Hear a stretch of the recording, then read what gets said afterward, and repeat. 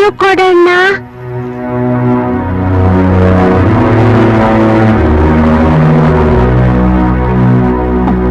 ಅಣ್ಣ ಅಣ್ಣ ತುಂಬಾ ಹಸುವಾಗ್ತಾ ಇದೆ, ಏನಾದ್ರೂ ಕೊಡೋಣ.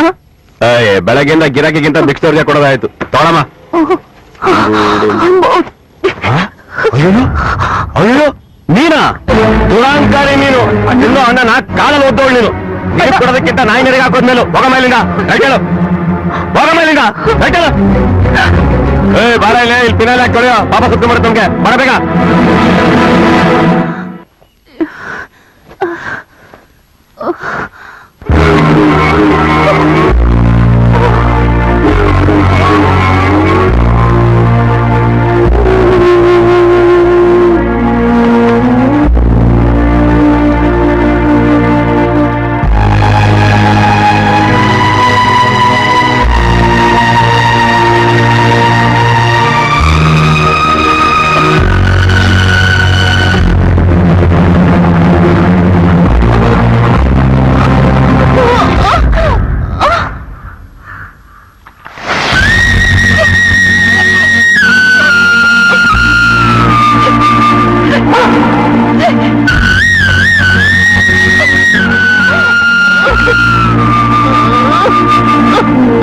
ಅಲ್ಲವಾ, ನಾನು ನೋಡ್ತಾನೇ ಇವನಿ ಅನ್ನಕ್ಕೋಸ್ಕರ ಎಷ್ಟು ಒದ್ದಾಡ್ತಂತೀಯವ್ವ.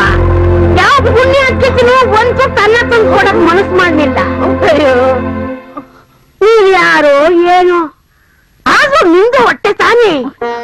ಈ ಹಸಿವು ಅನ್ನೋದು ಯಾರನ್ನೂ ಬಿಟ್ಟಿಲ್ಲವಾ, ಯಾರನ್ನೂ ಬಿಟ್ಟಿಲ್ಲ. ತಗವಾ ಈ ಅನ್ನವನ್ನು ತಗವಾ. ಅಯ್ಯೋ, ಎಲ್ಲ ಗಾಚಾರ ಎಲ್ಲ ಅವ್ರವ್ರು ಪಡ್ಕೊಂಡು ಬಂದಿದ್ದು. ಈ ಕರ್ಮ ಅನ್ನೋದು ಯಾರನ್ನ ಬಿಟ್ಟಿದ್ದವ, ಎಲ್ಲ ಅನುಭವಿಸೇ ತೀರ್ಬೇಕು.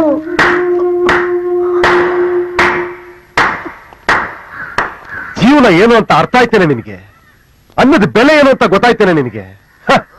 ಆ ಭಿಕ್ಷುಕಿ ತಾನು ಭಿಕ್ಷೆ ಬೇಡಿದ ಅನ್ನ ನಿನಗ್ ಕೊಟ್ಲು, ಅದು ಬಡವ್ರ ಮನ್ಸು. ಆ ಕಾಳಮ್ಮ ನಿನ್ನ ಹೆಸರಲ್ಲಿ ಆಸ್ತಿ ಇಲ್ಲ ಅಂತ ಗೊತ್ತಾಗ್ತಿದ್ ರೋಡಿಗೆ ತಳ್ಳದ್ಲು, ಅದು ಸಾವುಕಾರ ಮನ್ಸು. ಈ ವ್ಯತ್ಯಾಸ ನಿನಗೆ ಗೊತ್ತಾಗ್ಲಿ ಅಂತಾನೆ ನಾನು ನಿನ್ ಈ ಪರಿಸ್ಥಿತಿಗೆ ತಂದಿದ್ದು. ನಿನಗೀಗ ಜೀವನ ಚೆನ್ನಾಗಿ ಅರ್ಥ ಆಗಿದೆ ಅನ್ಕೊಂಡಿದ್ದೀನಿ. ನಿನಗೀ ಅನ್ನ ತಿನ್ನುವಂತ ಪರಿಸ್ಥಿತಿ ಬಂದಿಲ್ಲ. ಎದ್ದೇಳು, ಬಾ ನನ್ ಜೊತೆಲಿ.